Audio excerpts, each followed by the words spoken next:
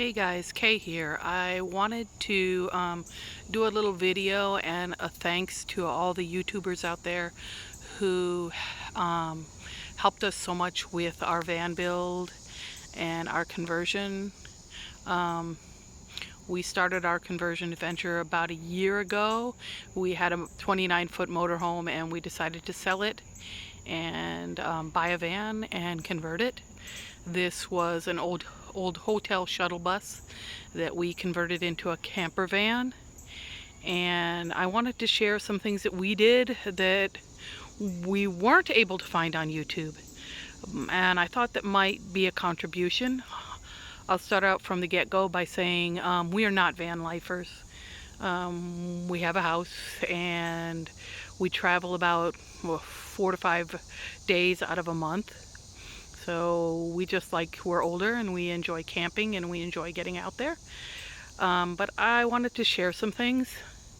Our van, as you can see, has a little power door. We have a 35 amp power with a breaker box. And I want to give a shout out to GB Conversions and Adventures. I have no affiliation with him, but his video on how to install a breaker box was really helpful. You don't need a breaker box.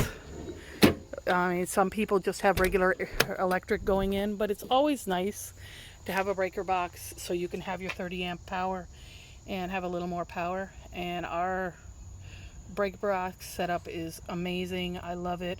We can have as much power as we want. It was real easy to set up. So again, I want to just say thanks for that. That video was really helpful. And I wanted to share what we did with our AC. Now, you can see from our van is about 8.5 foot tall. Now, the significance of that is being 8.5 foot, I can still go through a drive-through. And when you're making a trip across country, it's really, really nice to be able to go through a drive-through. The other issue is our van's a little older and the fiberglass top is getting a little older, and we were a little leery of cutting into the fiberglass top to install an AC because, as we all know, over time, fiberglass can get a little weaker up top. So we decided we wanted a portable AC, and they had a lot of videos about using window ACs in a van, and that just wasn't what we wanted. We didn't want a tacky window AC hanging out of our van. So I want to show you what we actually decided, because I think this is a really good setup and it might work really well for others, especially if you're using your van for different uses. If you take all your camping equipment out.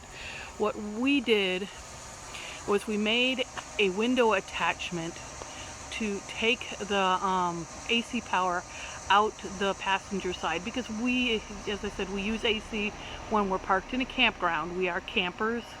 We stay mostly in state parks. We don't do a lot of stealth camping. You can see basically I just traced the shape of the window and cut out of 1/4-inch plywood. I cut the shape of the window. I used a little piece of plastic here, and this plastic just kind of works to keep bugs from going in when it's not blowing. It keeps the air, when the air needs to get out, it lets the air out, but doesn't let a lot of things in. This has worked really well for us. When it rains, it shuts down tight. We don't have to worry about rain coming in. And we keep our portable AC right here between the driver's seat and the passenger seat. And the significance of this is that the air blows front to back. Now, you can put an AC unit with the air going front to back or back to front. Nobody bothered to mention that you should never put an AC running sideways. When we originally built our van, this spot right here underneath our drawer was where we put our AC. That's now shelved, because what happens is when you run an AC sideways, the air comes out of the AC, bounces off the wall, and bounces right back to the AC. And that makes your thermostat shut off. Now, that's not a big deal if you're willing to sit up all night long turning on and off the AC to control the temperature. I just wasn't willing to do that. My AC has a remote and it has a thermostat and it also has heat and air.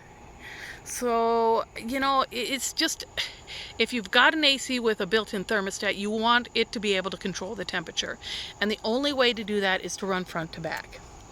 So that's just something you should consider when you install your AC, is you want it running front to back or back to front. Of course, the problem with this is there's no window. Now, we could have put it in the back.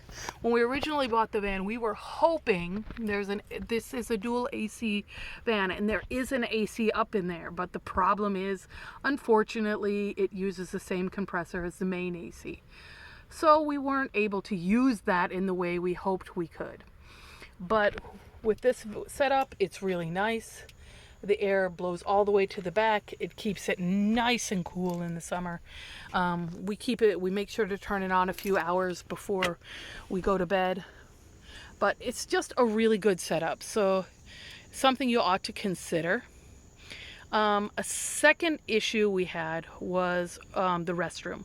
So I'm an older female, and of course, using the restroom is a must for me. And I don't like to get up in the middle of the night to go to the bathroom, nor do I like somebody to see the restroom in my van.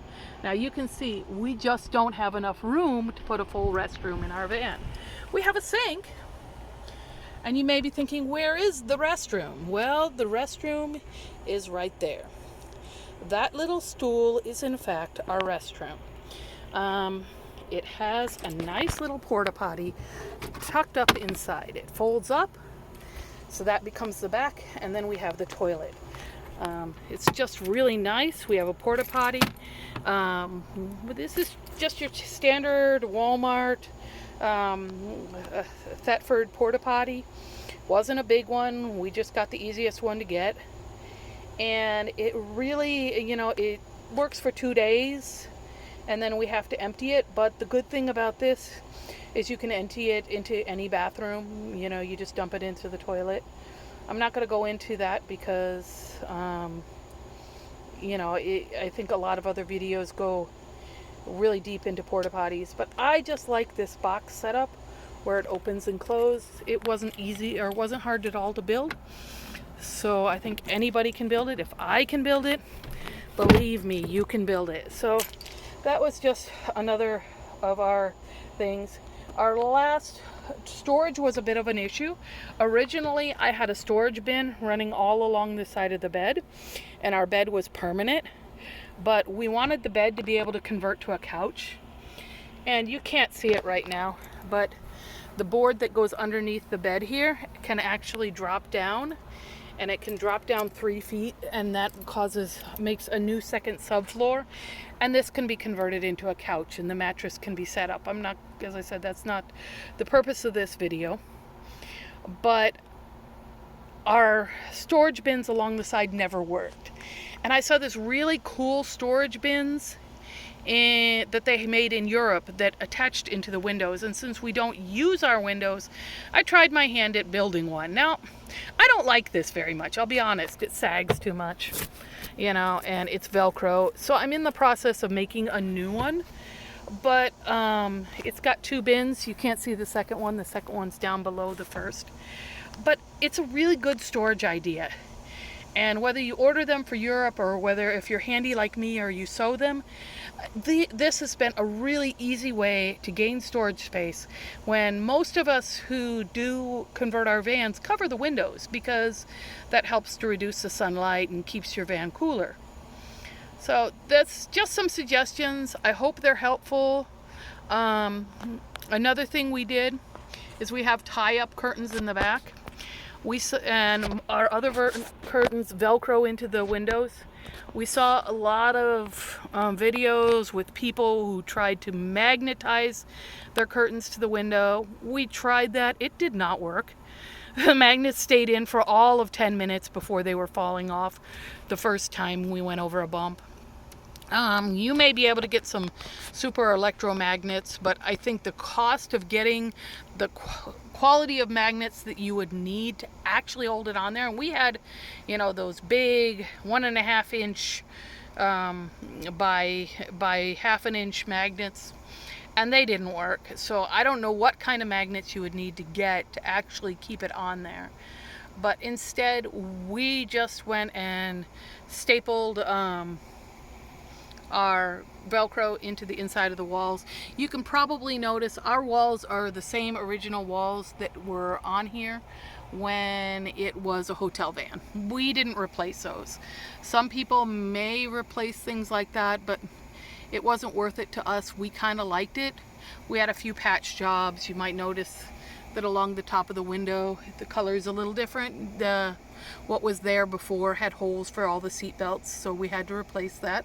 But gray is pretty easy to find. So, well, I don't know if this has been at all helpful, but I just thought I would share some of the things we did.